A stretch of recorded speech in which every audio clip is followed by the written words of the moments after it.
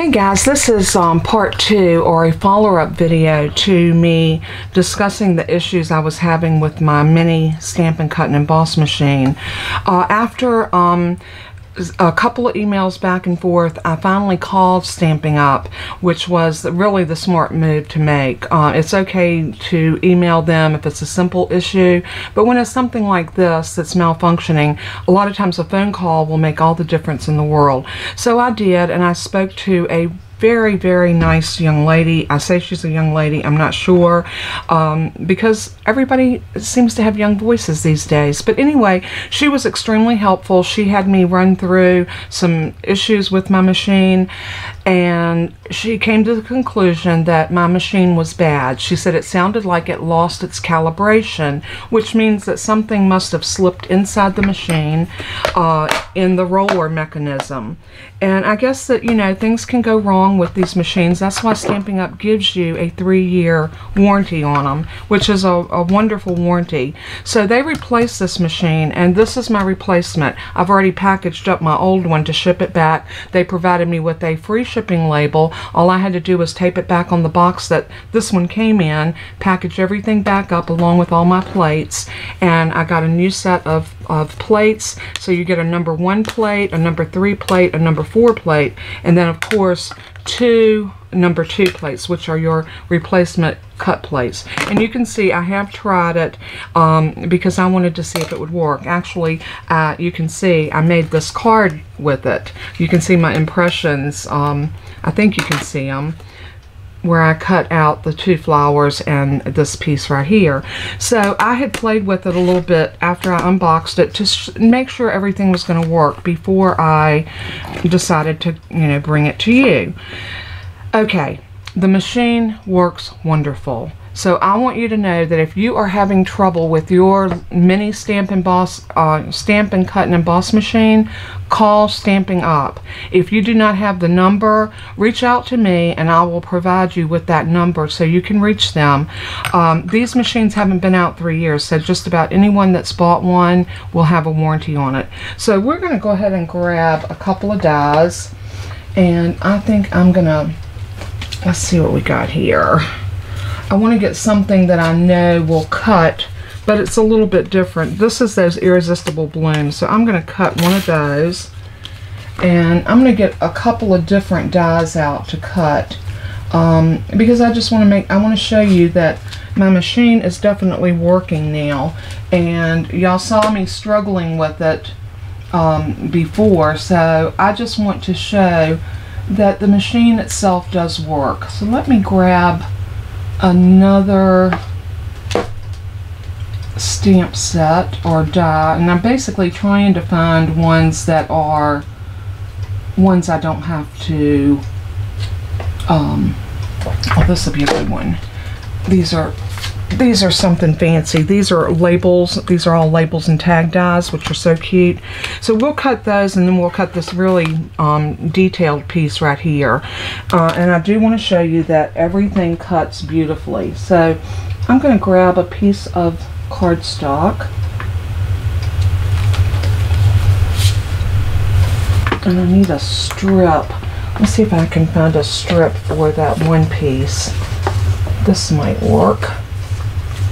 Okay, we can cut the most of this. It won't cut the whole piece, but we can cut most of it. So I'm gonna do this one first, and what we're gonna do, as any die cuts, it tells you on your number 1 plate, you're gonna do number 1 plate and 2 number 2 plates. So this is my cut plate and my number 1 plate, which your number 1 is like your base plate. So I'm gonna lay this in, and I'm going to put my number 3 plate over top of it. I mean my number 2 plate over top of my other number 2 plate, and sandwiching that in there, I'm going to crank that through. Now I am going in on a straight edge, so you know that's going to be a little bit more difficult, but it does work. And these machines are tight, and like they said in the article that Stampin' Up put out for everyone, they are supposed to be tight because it is a very strong little machine. So you can see here that this piece cut Absolutely gorgeous. I'm just bending my die a little bit to knock out all of those pieces that do not belong. And then we are going to pull out the die itself. And maybe I just need to pop it down like that. And then this piece will come out just like this. Isn't that gorgeous? So you can see that it cut this very detailed. There's a couple little pieces right there, but that popped out so easy. It cuts it beautifully, no problem whatsoever. So that one cut fine. So now let's go ahead and cut, and we're going to do some embossing folders too. I have not tried embossing folders. The first thing I did was to make sure that, oh wait a minute, I did. I'm sorry, I misspoke. I did try my regular embossing folders because those were the ones I was having difficulty with. So I'm going to go ahead and get all of that debris off of my desk.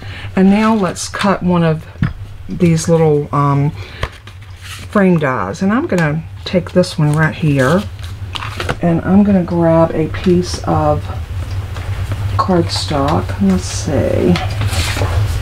Here's a piece right here.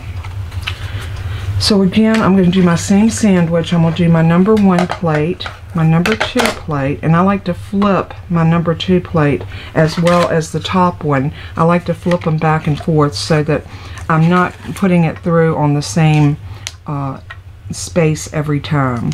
So I'm going to put that kind of in the middle, and I'm going to tilt it just a little bit so it's not going against that straight edge. I'm going to straighten that up and then push it in. As soon as my handle starts to move, then I'm going to crank it through. You can see this one goes through a lot easier. And there we go. And let's see how well this one cut. Beautiful. Absolutely a beautiful die cut. No problems at all. I could not be happier because I had just about worked myself in a tizzy because my machine had worked and I wasn't having any problems with it, and then all of a sudden it wasn't working anymore, and I had not done anything to it to cause it. It was just one of those things. So now let's go ahead and grab, this is a standard embossing folder. So your standard embossing folders tell you to use a number 1 plate and a number 3 plate. So there's our number 1. And we're going to grab a piece of cardstock again, and I'm just going to grab some scraps because I don't want to waste, you know, good cardstock on showing y'all that this works, because I'm here to tell you it works beautifully. I'm just going to fold that up in there, put it on the number 1 plate, and then lay the number 3 plate over top of it per the sandwich that it describes right here, the 1 and the 3. And then we are going to crank it through. Again, it goes through like a dream. This is the way a Stampin' Up, Stampin' Cut and Emboss machine is supposed to do.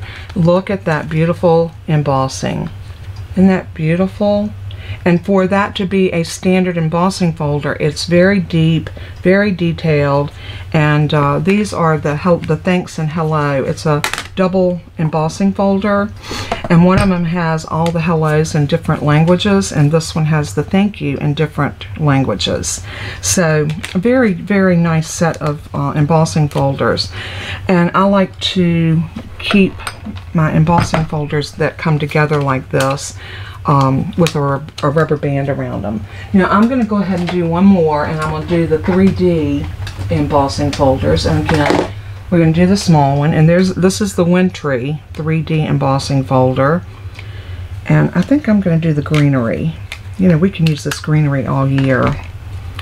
So I'm going to take a piece of, let's see if we can find a piece of green. That'll be pretty. And how about a garden green? And I'm just going to take a piece like this and lay it in. Again, just a scrap. Close that down. Grab my number 1 plate, my embossing folder, and my number 3. No, this will be the number 4 plate because this is a 3D. And it tells you here your number 1 plate, your embossing folder, and your number 4 plate. So always follow your sandwich instructions on your plates, because that always gives you everything that you need. So cranking that through. And oops, I'm wiggling my mat, so bear with me. All right, let's set this over to the side and let's pull this off. And as you can see, beautiful, beautiful embossing. So, long story short, there was something wrong with my machine. I didn't need to. If you have to switch your plates out, you shouldn't have to do that. Everything should work according to the sandwiches that is laid out here. Your number 1 plate and your 2 cut plates for die cutting. For regular embossing folders, your number 1 plate and a number 3 plate. And for your 3D embossing folders, your number 1 base plate and your number 4 plate with your embossing folder between it. Very simple, a great machine to have in your stash. I like this one because it fits in my camera frame. When I bring up my big one, as you can see, and y'all have seen this so many times, it takes up my entire camera. I have to zoom out, remember to zoom back in. But with my mini, I can bring this up here and y'all can see the entire machine. Now,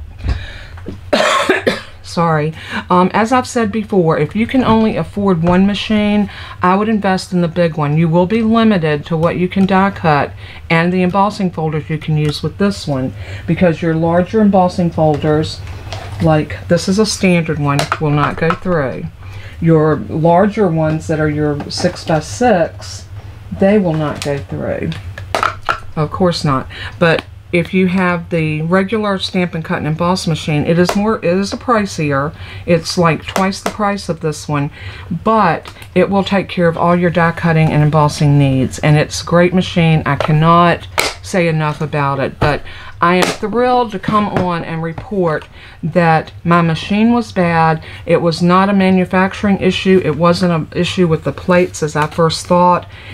Everything worked great once I got the new machine. So my machine had lost its calibration, which is what they think, and that was the reason they want me to return my machine. They're going to run it through their testing to see exactly what happened, and I don't know whether they'll get back with me and let me know or not, but if they do, I'll be certain to let y'all know.